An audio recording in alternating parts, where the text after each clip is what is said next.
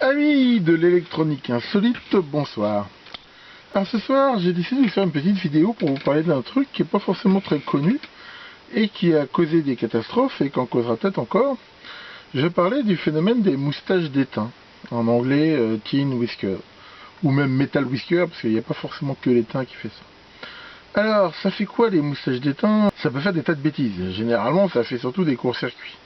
Alors c'est quoi le principe? C'est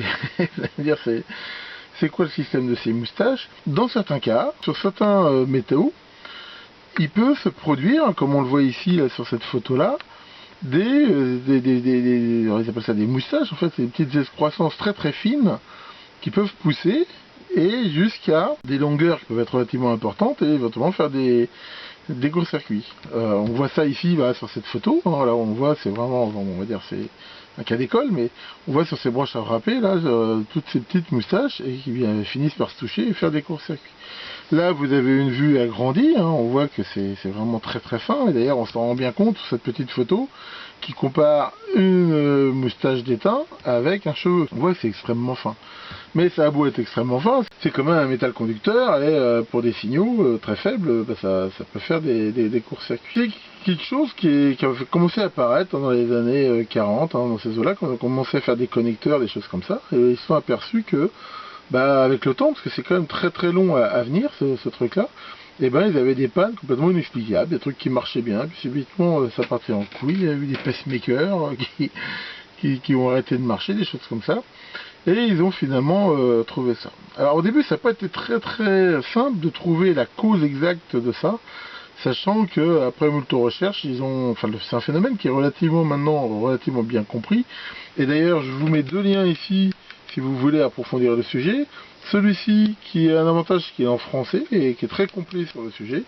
Et ici une page de la NASA qui est aussi très complète en anglais, mais il y a pas mal de photos intéressantes. Si vous voulez vraiment savoir plus sur le pourquoi du comment de ces phénomènes, je vous conseille de lire ça. Mais c'est quelque chose qu'il faut savoir. Et jusqu'à présent, une des méthodes les plus simples pour éviter ça était de mélanger un tout petit peu de plomb à l'étain qui sert, comme son nom l'indique, à faire de l'étamage hein, sur généralement des substrats en cuivre, mais pas que. Alors le problème, c'est qu'avec la fameuse norme RoHS qui dit que le plomb c'est pas bon pour l'environnement et tout ça, ils sont un petit peu emmerdés et c'est un phénomène qui peut potentiellement revenir. Et c'est pas très très long les moustaches, hein. Généralement elles sont petites, hein. D'en avoir une de plus d'1 millimètre c'est déjà extrêmement rare. Mais comme on voit maintenant des connecteurs très très serrés, on voit les pattes de certains circuits CMS, c'est beaucoup moins d'1 millimètre, donc potentiellement ça peut encore arriver. Alors vous lirez hein, si ça vous intéresse dans l'article, hein, il donne certaines pistes pour éviter ça et tout, mais c'est quand même pas gagné, et c'est quelque chose qui peut arriver. Hein. Mon beau-père parle souvent hein, de l'épreuve du tiroir, et qui dit que quand on met un système électronique sans l'utiliser dans un tiroir, hein, qui marchait très bien, on ressort 20 ans après et il marche pas. Alors une des raisons pour lesquelles il marche pas, c'est pas forcément que ça, hein, c'est que, en particulier les condensateurs, les choses, mais il y a des tas de phénomènes qui font que même un système qui n'est pas utilisé, et je dirais même des fois surtout s'il n'est pas utilisé, et avec le temps il va se dégrader et ne va plus fonctionner.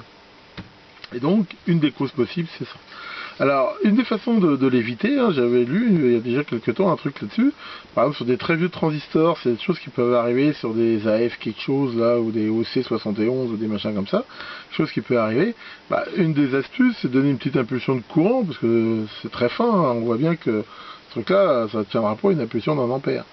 Mais bon, c'est pas tellement facile de la doser, hein. Le système d'enlever des circuits en voulant les faire fondre avec du courant, j'ai beaucoup pratiqué, il y a eu beaucoup d'appelés mais pas beaucoup d'élus. Hein. Des fois, ça a des effets, on va dire, collatéraux relativement forts et on ne sait pas trop ce qu'on crame, mais il arrive aussi que c'est la piste du circuit imprimé qui crame et pas le court-circuit.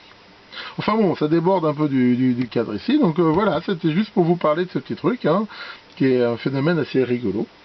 Merci de votre attention et à bientôt pour de nouvelles vidéos. Poil au dos.